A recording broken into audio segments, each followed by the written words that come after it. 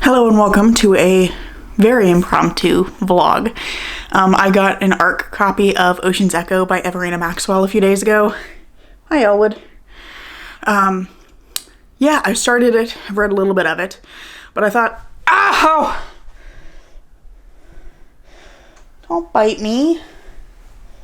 Don't bite me. He's so pleased with himself. No. Little shit. Hang on. We're gonna hope that my cat doesn't do that again, but I think he might. So anyway, I'll talk relatively quick so I can avoid getting chomped on again. Anyway, I got this arc of Everina Maxwell's new book, and I'm very excited about it. I've been looking forward to this one. I really liked her debut, Winter's Orbit. I thought that it had some weak areas, but it was solid enough that I was really excited to see what she did next. So, pretty excited to be reading this one, but I did just get it. I see you over there.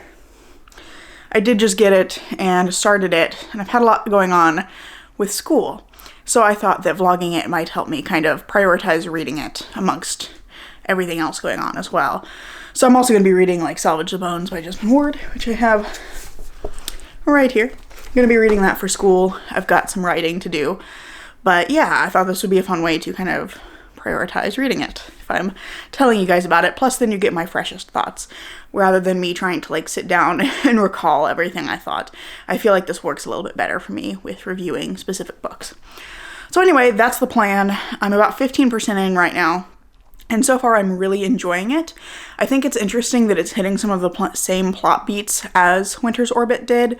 In particular, it has a very similar setup as to how they end up in this situation. But I think that Ocean's Echo so far is doing a better job of giving its characters some personality early on. One of my issues with Winter's Orbit is that Kiem feels a little flat throughout the book. But so far, both Tinel and Surratt seem very well-rounded, at least in the first 15% they do. So I'm interested to see how each of them grows across the book. I also like that it's hitting this plot beat at the beginning of like, Tinel is related to somebody who is in charge, in power, and she's kind of forcing this position on him of he's gotta go sync bond with this random lieutenant that she's found. And I think that this book does a much better job of kind of pointing out and addressing the fucked upness of its premise. Because I think in Winter's Orbit you get kind of this sense that Kiem thinks that it's kind of fucked up that he's being forced to marry Janin, but his primary concern isn't like the forced marriage or the kind of political use of marriage, but rather specifically that Janin is a recent widower, and so he feels bad about like having to marry him while he's still grieving his previous husband. That never really goes any further than that. Kiem kind of states that in the beginning of the book. We never get more than that. But I think in Ocean's Echo, it's doing a lot better job of explaining why this like forced sync bond between Tinel and Surratt is kind of fucked up. There's a lot of stuff in the book about how both of their powers are kind of illegal amongst the civilian population because they don't want people being either controlled or having their minds read by people just like, you know, left and right. But I think that this does a better job of kind of digging into why is this situation messed up and giving us kind of a reason to question what's happening with the government in the book. The other thing I really like is that Tinel and Surratt both have like very different expectations and assumptions about what's happening when they do meet in the early parts of the book. So I think that it's interesting seeing how each of them deals with the limited information that they have and the very different assumptions that each of them comes to as a result of that limited information, and then seeing how that plays out. I think that that's really well done. So I'm enjoying this book so far. I'm not very far in. They've just met where I'm at. So I am curious to see where we go from here now that they're both in the same place. And the plot, I think, is probably going to be kicking off soon. So yeah, so far so good. Liking it better than Winter's Orbit, and I really liked Winter's Orbit, so really have high hopes for this one. There's my little troublemaking void. Little void against the sunny window. Are you pleased with yourself, Al? I think he is. And then there's the sweet one over there just napping. It's been like a week since I started this vlog and I just finally got to read some more today, but I did get to the end of part 1, so I wanted to check in because I am actually really enjoying Ocean's Echo so far.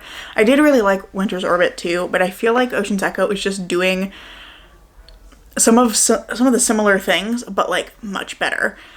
In particular, I found one thing very frustrating in Winter's Orbit, which was that it was a heavy use of a miscommunication trope where basically most of the book, Janin was misunderstanding Kiam's behavior toward him, and Kiam just was not noticing, and Kiam was also just not noticing some other very important things about Janin, and so it got very frustrating as the book went on. They're like, Kiam, please, like, put 2 and 2 together, buddy.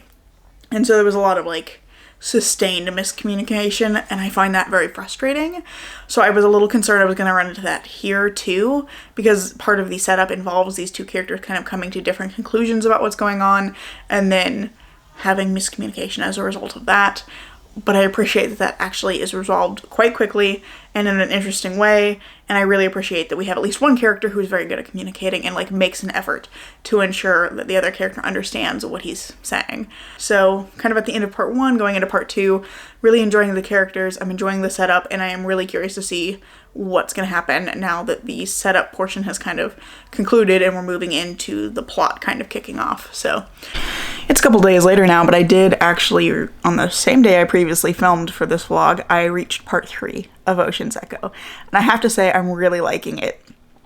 Part 2 is interesting in that it's kind of where the plot kicks off. You have part 1 where you're kind of getting Surratt and Tennall getting together and kind of figuring each other out and trying to figure out what's going on. And then part 2, the plot really kicks off. We start to find out a little bit more about what the military is doing, why Tennall and Surratt are there, and what about the situation is kind of suspicious. So by the time we get to the end of part 2, going into part 3, some like really kind of spooky things have started to happen, and there's a lot of interesting questions being raised about like why precisely were they put on this ship, what are they doing as a part of this like research team. So I'm really curious to see what happens next. I'm just before the 50% mark, and at the moment I'm doing some work for school because I have 3 final papers coming up due in a few weeks, so I'm working on that at the moment. But after a while, when I have some time, I am hoping to get back to Ocean's Echo because I am really curious to see where this is going.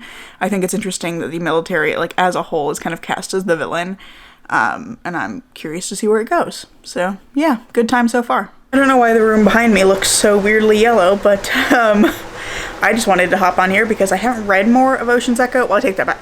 I did get to end of part 3, and I'm really liking the way things are going. The plot is really intriguing. We're getting more kind of hints of something suspicious going on. Surratt and Tennall are getting more involved in actually like investigating and trying to figure out what's happening. So like I'm having a great time. I'm really enjoying the mystery. I'm really enjoying Tennall and Surratt's relationship and how that's developing and how each of them is growing individually. So, but I did want to hop on real quick because my finished copy arrived. So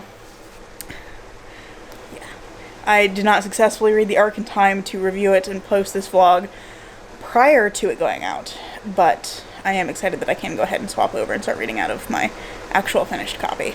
But look how pretty it is. I love this like purple and orange combination on the cover. I think it's really pretty. So I made it to the end of part 3 for Ocean's Echo. I'm on part 4 now. I think there's 5 parts, but the ending of part 3 totally took me by surprise. Something that happens in the summary, I won't say what, happens in part 3, but there's a couple of twists right at the end of part 3 that were shocking, but I think have done something really interesting to the status quo of the book, and now things are having to progress along a totally different line that I was not expecting. So I'm really enjoying that. I'm trying to be vague, so I'm not spoiling this for anyone because I'm really enjoying it. And I think if you liked Winter's Orbit, you should pick this one up as well because I think it takes some of the ideas of Winter's Orbit and does them better here.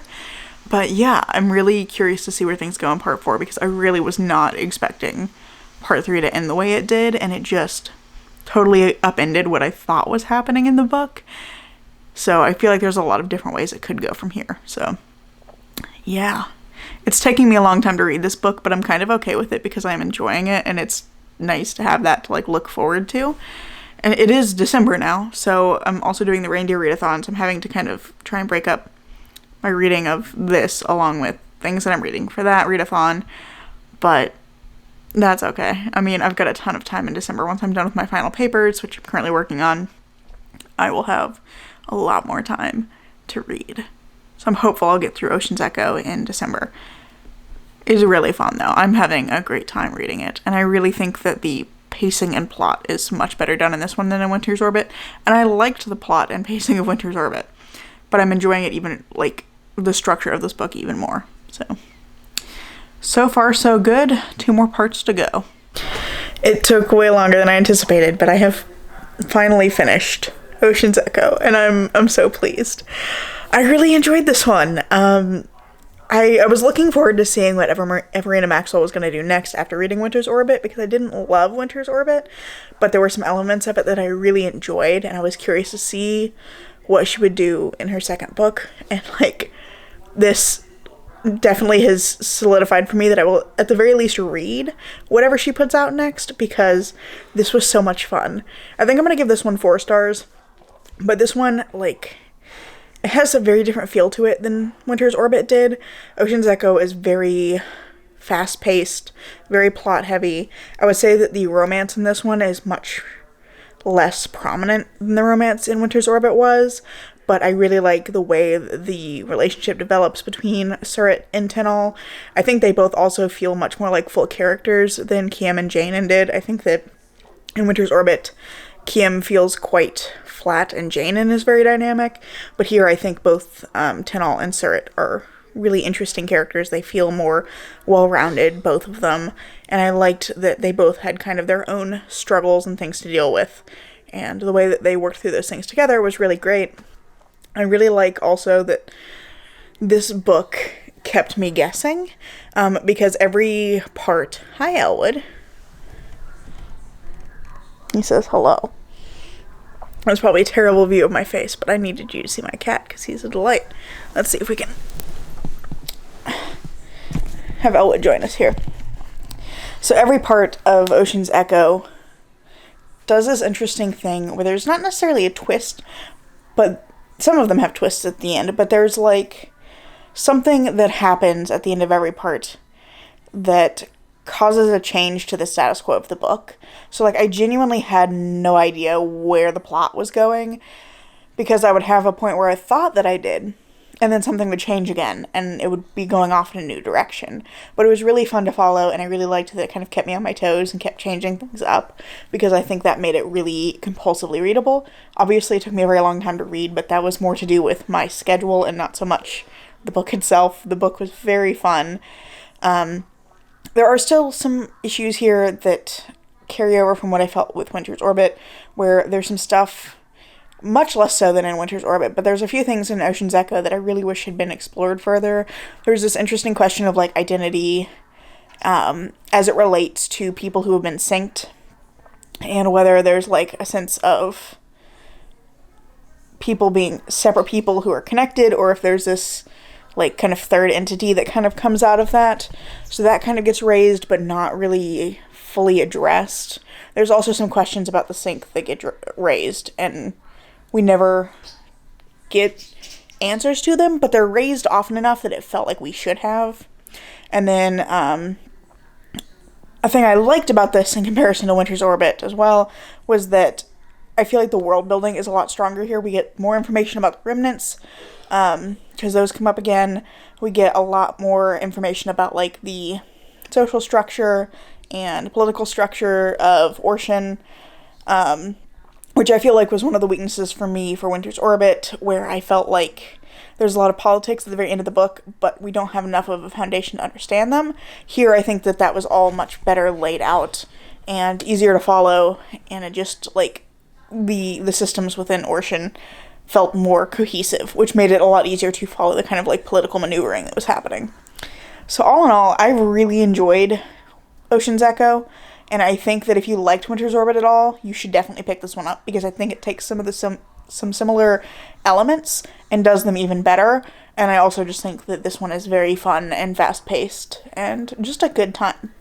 So yeah, I really enjoyed reading it, and I'm glad to finally have this arc done, because now the actual finished book has been out for like a month, but I finally finished it, and I'm really pleased that I got a chance to pick this one up. So that's all I have for you today. Thank you so much for watching. If you like this video, I hope you'll consider giving it a like, maybe even subscribing to see what comes next. I'm currently posting every Tuesday and Saturday, and I hope to see you in the next video.